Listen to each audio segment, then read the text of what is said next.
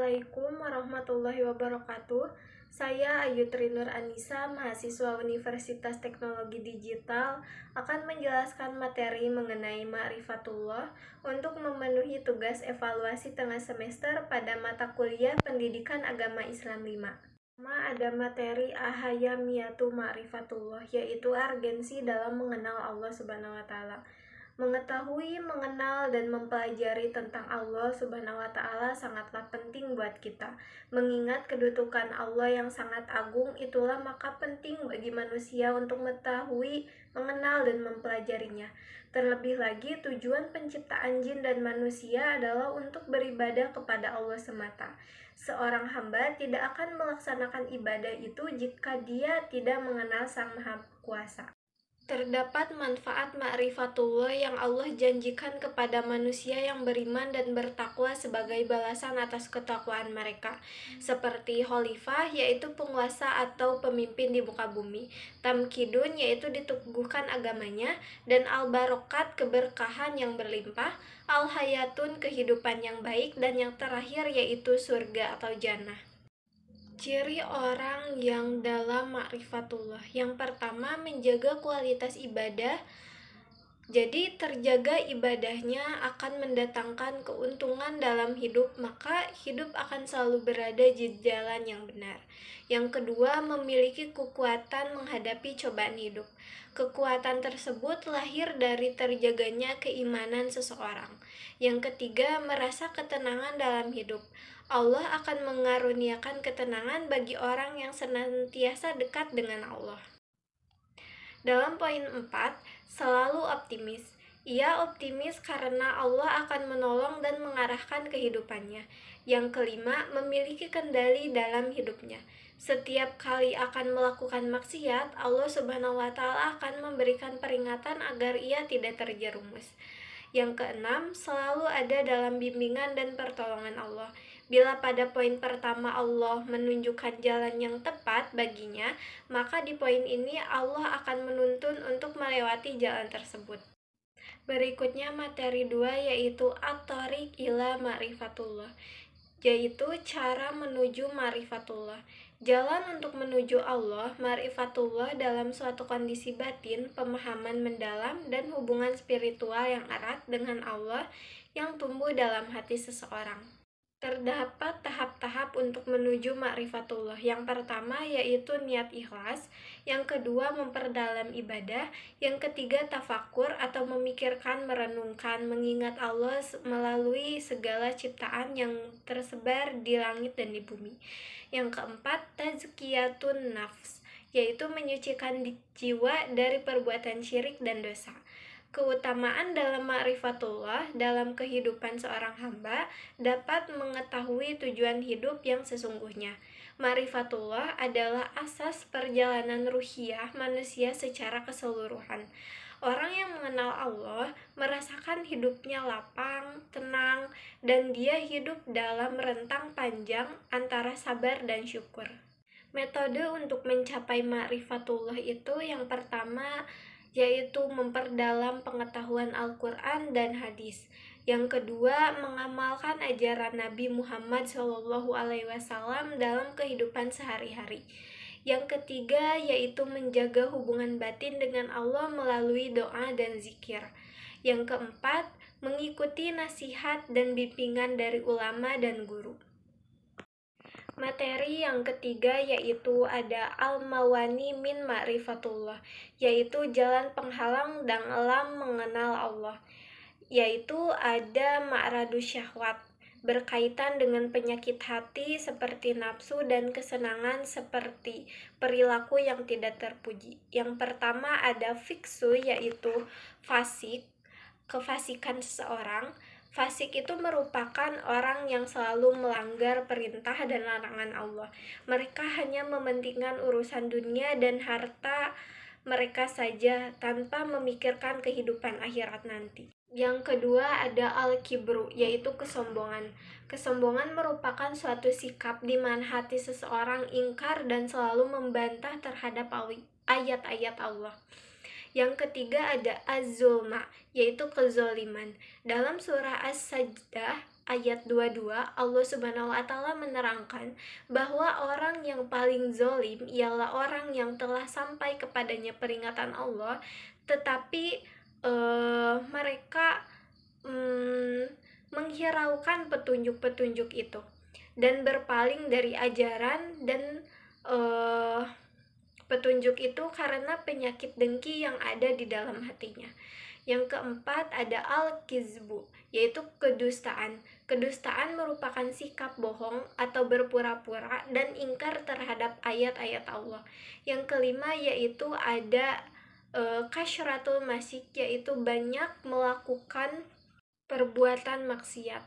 Yang kedua itu ada tentang maradus subhat, yaitu penghalangnya berbagai hal yang menimbulkan keraguan lebih banyak berkaitan dengan masalah dan logika.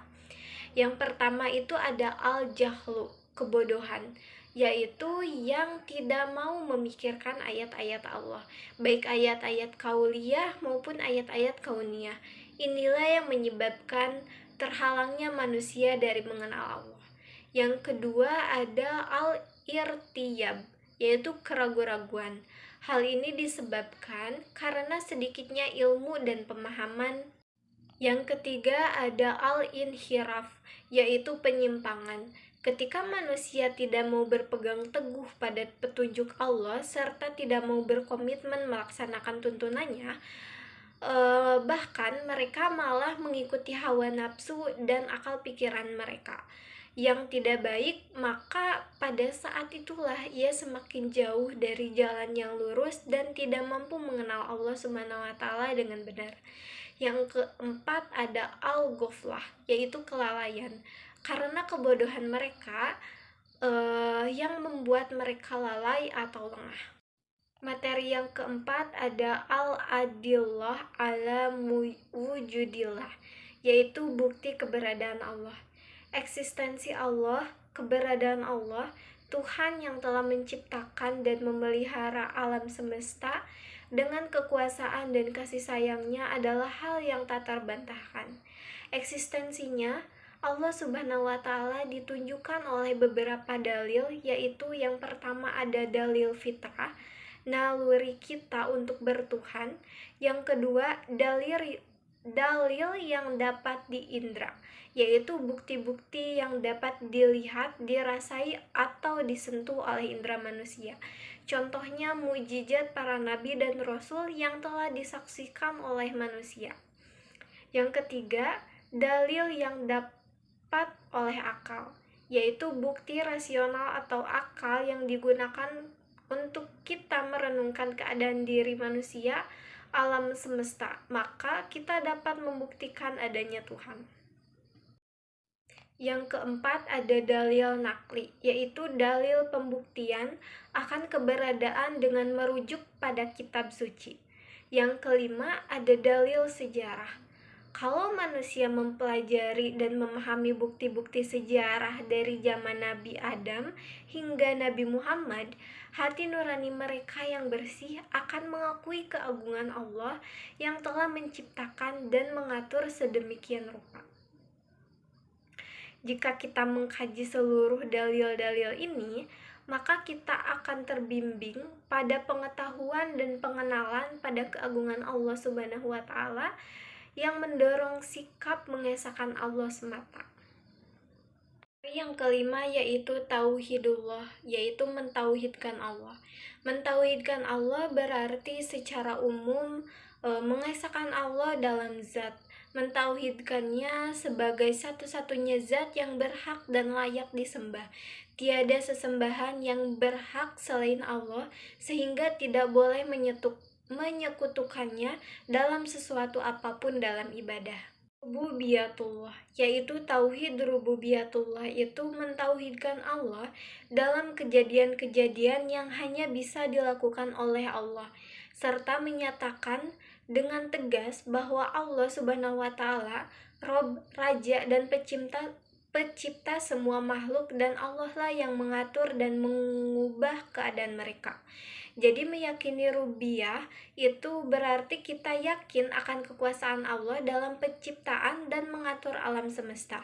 Misalnya, meyakini bumi dan langit serta isinya diciptakan oleh Allah.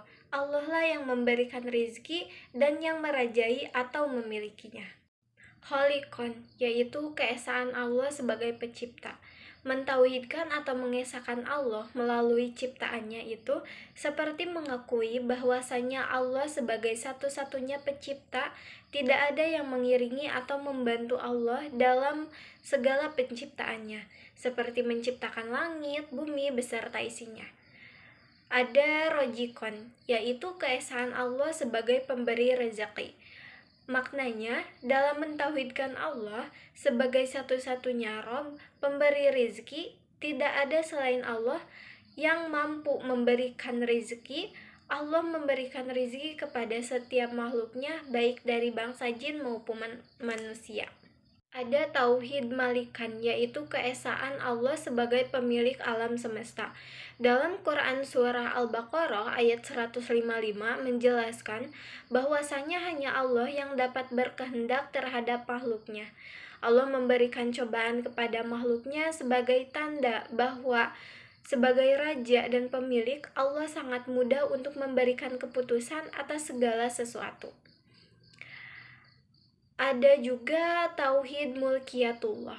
Mulkiyah itu berasal dari kata malika yamliku, yang artinya memiliki atau berkuasa penuh atas yang dimiliki. Sedangkan maknanya dalam mengesahkan Allah Subhanahu wa taala yaitu sebagai satu-satunya pelindung atau pemimpin, satu-satunya pembuat hukum dan pemerintah. Berikutnya yaitu walian, pelindung dan pemimpin. Allah adalah pelindung dan pemimpin bagi seluruh makhluk di alam semesta. Melalui firman Allah dalam Quran Surah Al-A'raf ayat 196, inilah yang harus menjadi itikad bagi seorang muslim bahwasannya tidak ada pelindung dan pemimpin yang hakiki selain Allah Subhanahu wa taala. Berikutnya hakiman, pembuat hukum. Allah menurunkan kitab-kitab dan Al-Quran sebagai suatu aturan yang harus dijalankan dan menjadikannya sebagai pedoman dalam menjalankan kehidupan. Berikutnya ada amiran, yaitu pemerintah. Sebagai Khalik dan Hakim, Allah berhak untuk menurunkan rasul-rasul serta menerapkan hukum. Maka Allah sendirilah yang menentukan sistem pemerintahan yang sesuai dengan perintahnya. Berikutnya, goyatan yang dituju dalam melaksanakan kewajiban untuk mengesahkan Allah sebagai bentuk yang diyakini seorang hamba terhadap Robnya, maka tentunya seorang hamba akan mengetahui Allah sebagai satu-satunya yang dituju, yang diibadahi, dan yang disembah. Terakhir, ilallah, ilahan ma'buzan, Tuhan yang disembah. Makna itu adalah menjadikan indikasi bahwa hanya Allah sebagai satu-satunya yang wajib disembah dan diibadahi. Tidak ada Tuhan selain itu yang menjadi tandingan sebagai ilah yang disembah. Materi yang keenam yaitu ada al-haya fi zilali tauhid, hidup di bawah naungan tauhid. Hidup mulia hanya akan diraih apabila seseorang hanya loyal kepada satu Tuhan yang maha sempurna, yaitu Allah Subhanahu wa taala.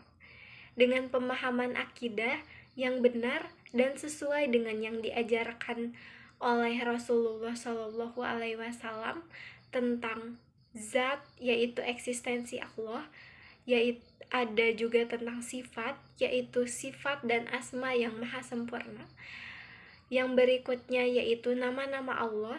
Yang terakhir ada af'al, kesempurnaan dalam perbuatan Allah, seperti penciptaan langit, bumi, manusia, malaikat, jin, surga, neraka, dan lainnya. Itu merupakan perbuatan Allah Subhanahu wa taala. Materi terakhir yaitu makna la ilaha illallah. Kalimat tauhid yang agung, yakni tiada Tuhan selain Allah, memiliki arti yang sangat dalam dan luas. Seorang hamba tidak mungkin akan dapat beramal sesuai yang dikehendaki olehnya, kecuali setelah ia benar-benar memahami makna yang terkandung di dalamnya, sehingga ia beramal atas dasar kalimat tauhid ini dengan sadar. Terima kasih teman-teman yang sudah menyaksikan. Wassalamualaikum warahmatullahi wabarakatuh.